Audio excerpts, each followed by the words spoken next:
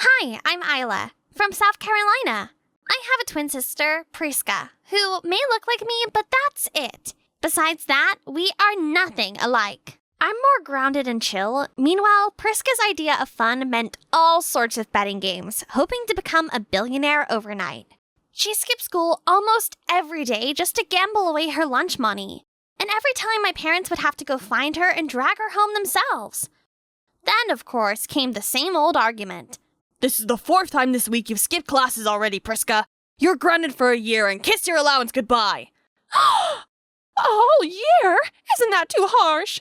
She's like this because you keep spoiling her. And right on cue, it became Mom versus Dad, instead of Mom and Dad versus Priska.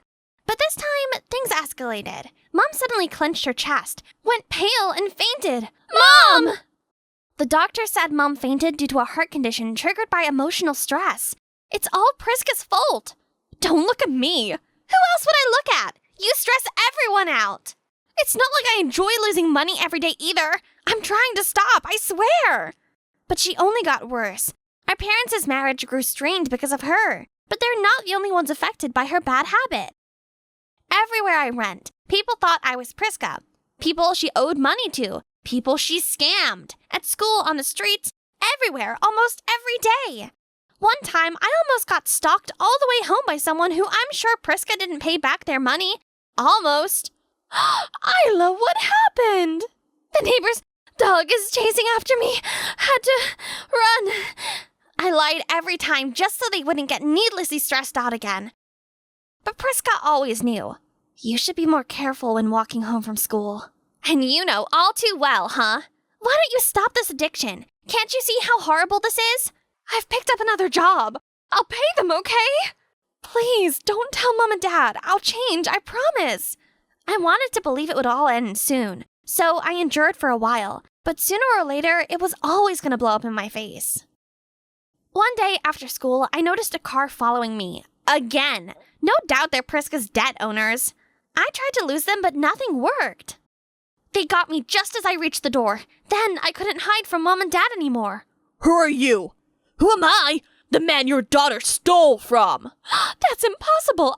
Isla doesn't steal. Mom, he thinks I'm Priska. They've been after me for days. What do you mean, think? You're Priska. Sir, I think there's been a mistake. In the end, Dad had to pay off Priska's debt. But one thing was clear. Her gambling habit had spiraled out of control.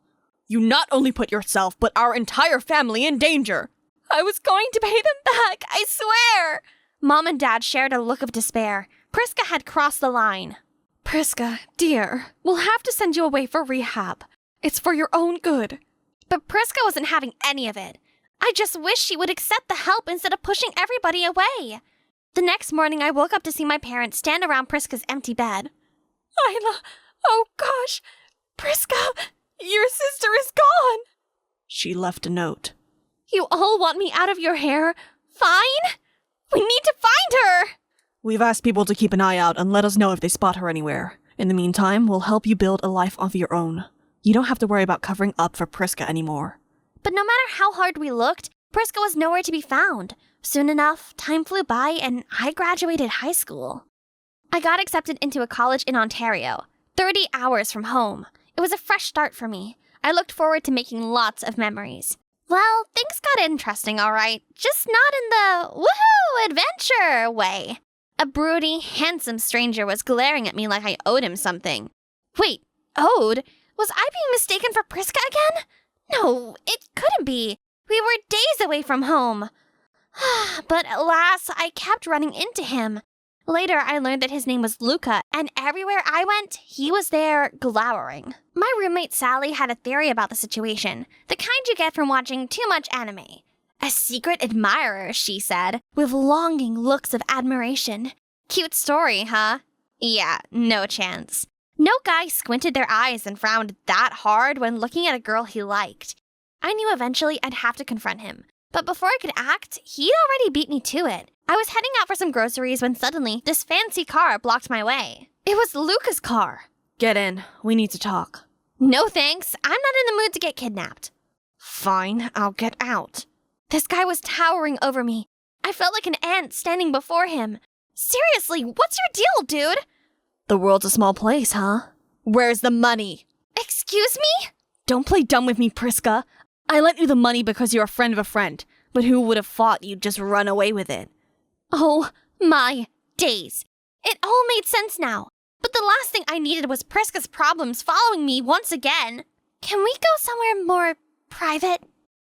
I was desperate to make him understand that I was only Priska's twin. I gave him my ID card, student ID, and even old photos of me and Priska together, but... Not buying it. You're a scammer, Priska. Who's to say you didn't fake all that? You didn't even look! Fine, I'll call someone to confirm. Nice try. You probably have a whole crew in on the scam with you, too. Great, now I'm in a crime syndicate? Seriously? What am I supposed to do? I don't even have a quarter of what she owed you. Then let's visit your parents. Surely they can pay. Nuh-uh. No way was I dragging them into this disaster. They're already worried sick that we couldn't find Priska. If they knew she was in massive debt again... No, I'll get a part-time job. Give me 5 months. I'll pay you back. 5 months? Why would it take so long? Well, with my college classes, even if I tried to take up 2 jobs at a time, the average wage will only get me so far. The more I explained, the more his rich kid smug face twisted into a hilariously confused expression. That can't be true. I just put up a poster for a housekeeper with a starting salary of at least twice that amount. Yeah.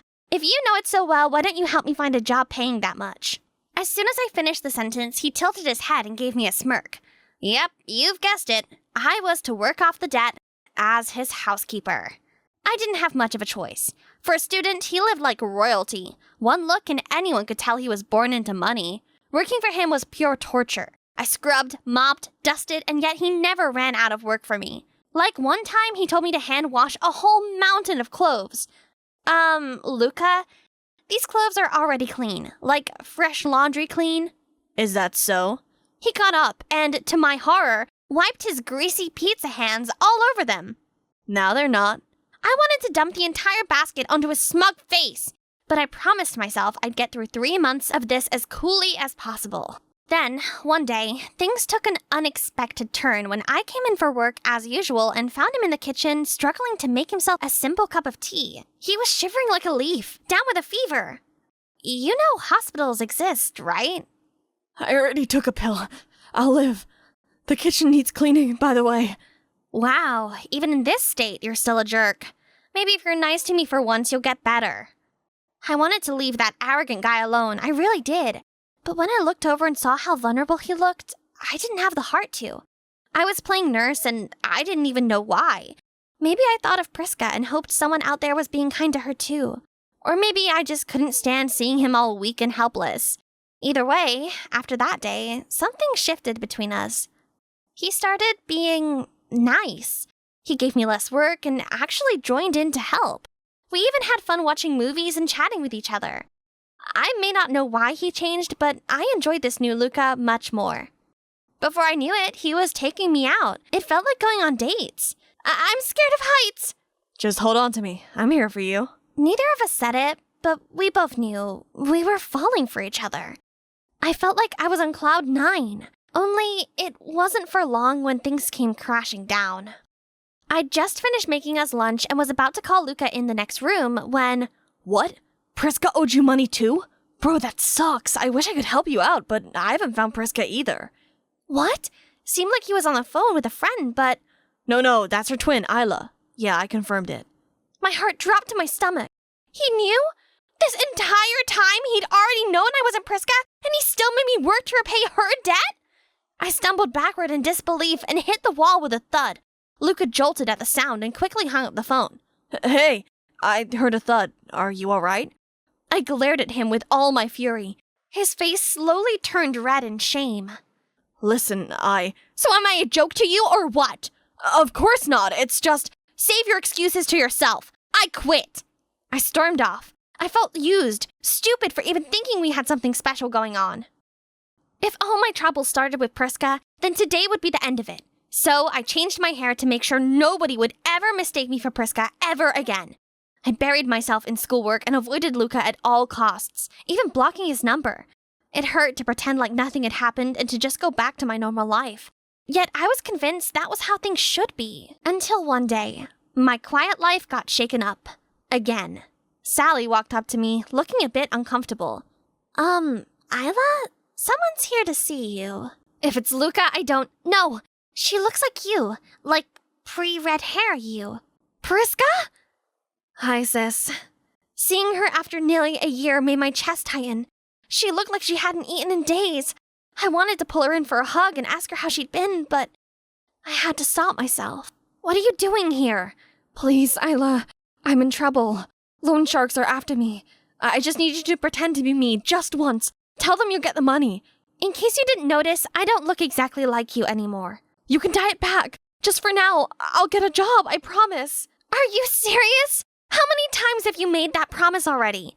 You're scared to face your debt collectors, but you're willing to push me into that situation just to cover your back? Isla, please. You hurt Mom and Dad, and you hurt me. I'm done cleaning up your mess. Here, buy yourself some food. But don't come to me again, unless you're ready to make a real change. I meant every word. Still, turning her away like that hurt more than I expected. But I knew it was the right thing. Priska needed a wake-up call. And you know what? I was right. Because 2 months later, I came home for Thanksgiving and we got a call from Priska. Hi, Mom, Dad, Isla. I have good news. I joined Gamblers Anonymous and have been going to meetings regularly for a while now. It's tough at first, but I'm slowly turning my life around. Oh, Priska, you have no idea how worried we were. We spent every single minute looking and worrying about you. But that's great news to hear, honey. But how? Oh, it's a funny story, actually. One of the people I owed money to tracked me down. But instead of demanding payment, he insisted I must start joining self-help groups and even offered to keep an eye on me and help me find a sponsor to make sure I'd go through with it. Wow, such a kind stranger. Who is he? Oh, his name is Mr. L. Yeah, that's all I know. It was undoubtedly the best news we'd heard in years. But one question remained in my mind. Who was this Mr. L? I got a feeling I might know him already. When I came back to the dorm after Thanksgiving, a surprise awaited. Luca was still trying to reach me, and this time I didn't avoid him anymore. Isla, I came to apologize. I'm truly sorry, Isla. I should have told you sooner that I already knew you weren't Priska, but I was afraid you'd just leave. And the more I knew you, the more I didn't want to lose you. You're kind-hearted and strong. You take care of everyone, even when nobody asks you to, even without asking for anything back. And if you'll let me, I want to be the one to take care of you for once. Well, I guess I do owe you a thank you for what you've done for Priska. Wait, what? Yeah, Priska isn't a very convincing liar, Mr. L. Thank you for your kindness. That was sweet of you. Oh, for God's sake, just date already! Real love isn't shielding someone from their own consequences. It's having the courage to let them face the truth and walk beside them as they learn to do better.